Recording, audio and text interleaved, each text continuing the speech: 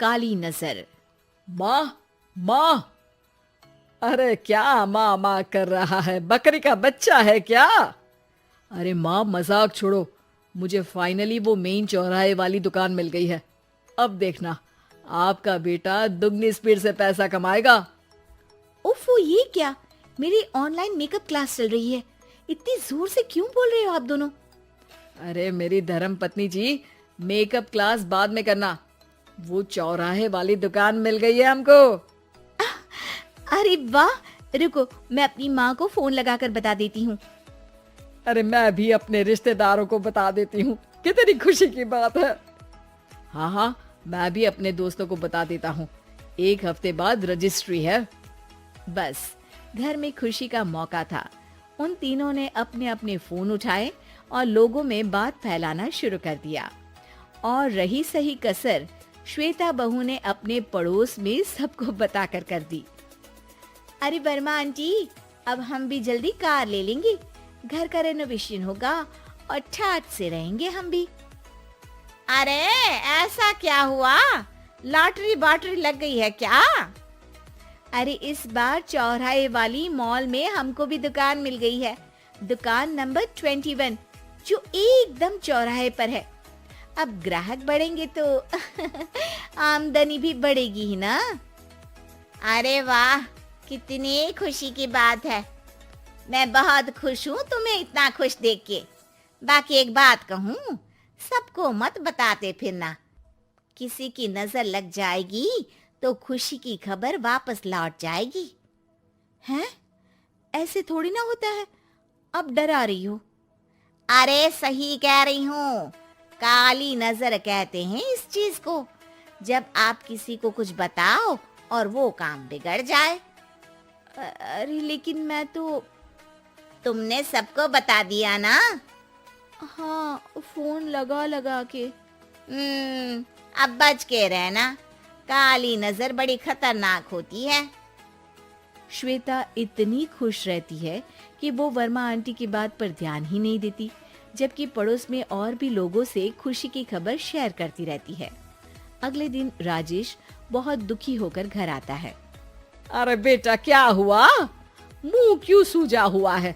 मधुमक्खी ने काट लिया क्या? माँ, वो दुकान किसी और के पास चली गई। किसी ने ज्यादा भाव लगा दिया। अरे पर बात तो आपसे हुई थी ना उस दुकान वाले की। हाँ, आज मैं टोकन अमाउंट देने गया था, तब मुझे पता चला। कोई आकर सुबह मुझसे पहले ही ज्यादा अमाउंट दे गया। काली नजर। क्या कहा? वर्मा आंटी ने समझाया था कि किसी को बताना मत, वरना काली नजर लग जाएगी। अच्छा, तुम्हें उनकी बात मान लेनी चाहिए थी। उनकी बात मान लेती, लेकिन उसके पहले ही सबको बता चुके थे ना हम तीनों। अरे अगली बार से ध्यान रखेंगे। कोई भी नई चीज होगी तो किसी को नहीं बताएंगे। तीनों कुछ दिन ऐसे ही रहते हैं, पर एक दिन श्वेता को एक मेल आता है। राजेश, मेरा ऑनलाइन मेकअप कोर्स कंप्लीट हो गया। अब मैं खुद का पार्लर खोल सकती हूँ। अरे वाह, अपने मोहल्ले में ही खोलते हैं। ये जो घर के सामने दुकान है ना, वहीं। हाँ, यहाँ सस्ती भी मिल जाएगी। अगले दिन श्वेता वर्मा आंटी के पास जाती है, मिठाई का डब्बा लेकर। अरे आओ आओ, कैसे आना हुआ? जोर से नहीं बोलूंगी। वो सामने वाली दुकान है ना, वहाँ मैं अपनी पार्लर की दुकान खोलने वाली हूँ। उसकी मिठाई है। अरे वाह, बहुत बधाई हो तुमको। हाँ, मैं कमाने लगूंगी तो राजेश पर पूरे घर का बोझ नहीं रहेगा ना आंटी जी। ये तो है, पर ये बता कि तूने ये बात किसी और को तो नहीं बताई ना? अरे नहीं नहीं, पिछली बार गलती कर दी थी। काली नजर लगी किसी की और राजेश के हाथ से वो दुकान चली गई थी। सबको मत बताना। चलो मैं चलती हूँ, कल दुकान की बात करने भी तो जाना है। अगले दिन श्वेता दुकान के लिए मालिक से बात करने जाती है। अरे लेकिन दुकान तो हम कल रात को ही किसी को दे चुके हैं। कल ही? हाँ, कल ही। 2 दिन बाद कोई यहाँ पार्लर भी खोल लेगा। अब कहीं और दुकान देख लीजिए। अरे पर हमको भी तो पार्लर ही खोलना था। भाई एक ही दुकान है, आधी आधी तो नहीं दे सकता ना मैं। राजेश और श्वेता घर पर हताश होकर आ जाते हैं। इस बार तो किसी को बताया भी नहीं था, अब किसकी काली नजर लग सकती है। सुनो, तुमने माँ को बताया था क्या? अरे कैसी बात कर रही हो, माँ की नजर थोड़ी ना लगेगी। पक्का तुमने किसी को नहीं बताया था ना? सिर्फ वर्मा आंटी को बताया था, उन्होंने ही मुझे किसी को नहीं बताने को कहा। अरे यार तुम भी सही हो, मेरी माँ को नहीं बताने को कह रही हो, पर वर्मा आंटी को बताना तुम्हें जरूरी लगा। अरे वर्मा आंटी ने ही तो काली नजर के बारे में बताया था ना, वो हमेशा हमारा भला ही तो चाहती है। मेरी माँ भी हमारा भला ही चाहती है। अरे पर चिल्ला क्यों रहे हो, बात नहीं कर सकते क्या आराम से? नहीं आता हो आराम से बात करना, और करना भी नहीं चाहता हूँ मैं। दुकान जाने का दुख गुस्से में बदल गया था और राजेश और श्वेता में बात बंद हो गई थी। 2 दिन बाद मोहल्ले में पार्लर का इनॉग्रेशन हुआ, जिसमें मोहल्ले के सभी लोगों को बुलाया गया, पर श्वेता, राजेश और माँ नहीं जाते। माँ अंदर आ जाओ, क्या देख रही हो? अरे नया पार्लर देख रही हूँ अपने आंगन से। देखो, माँ को दूसरे का सुख देखने में कितना मजा आ रहा है, मेरा दुख नहीं दिख रहा इन्हें। यह मेरा पार्लर भी तो हो सकता था। अरे चुप रहो यार, हर बात में लड़ाई क्यों ढूंढ रही हो? राजेश और श्वेता फिर बहस करने लगते थे।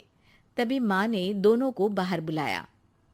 अरे जरा देखो तो, दुकान चलाने वाले का बोर्ड पर नाम क्या लिखा है? श्रुति वर्मा। गाड़ी निकाले बेटा, हमें कहीं जाना है। काली नजर का इलाज कराने? राजेश अपनी बाइक निकालता है। तीनों ट्रिपलिंग कर रहे हैं। माँ राजेश को उस मॉल वाली दुकान पर लेकर जाती है जहां राजेश अपनी दुकान खोलने वाला था। यही दुकान लेना चाहता था ना तू? हाँ, पर इनको भी दुखी करने लेकर आई हो क्या यहाँ पर दुकान दिखाकर? वहाँ काफी नहीं था? अरे श्वेता थोड़ा सब्र रख, अभी पता चलेगा कि हम यहाँ क्यों आए हैं। बता, इस दुकान चलाने वाले का नाम क्या है? अनुपम वर्मा। कुछ समझ में आया?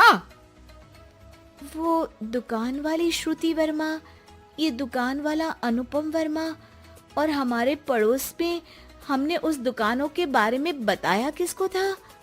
वर्मा आंटी को।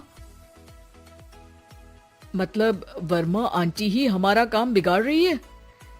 नहीं नहीं, ऐसा नहीं हो सकता, ये बस इत्तेफाक है। राजेश अपना फोन निकालता है और श्रुति वर्मा और अनुपम वर्मा के नाम फेसबुक पर सर्च करता है, जहां ये दोनों ही वर्मा आंटी के रिश्तेदार होते हैं। श्वेता को समझ में आ जाता है कि वर्मा आंटी की ही नजर काली नजर है। अब क्या करना है? कोई भी खुशी की खबर हो तो काली नजर से बचना है, यानी वर्मा आंटी से बचना है। अरे पर मुझे ये समझ में नहीं आया कि वो हमारे साथ ऐसा क्यों करेंगी।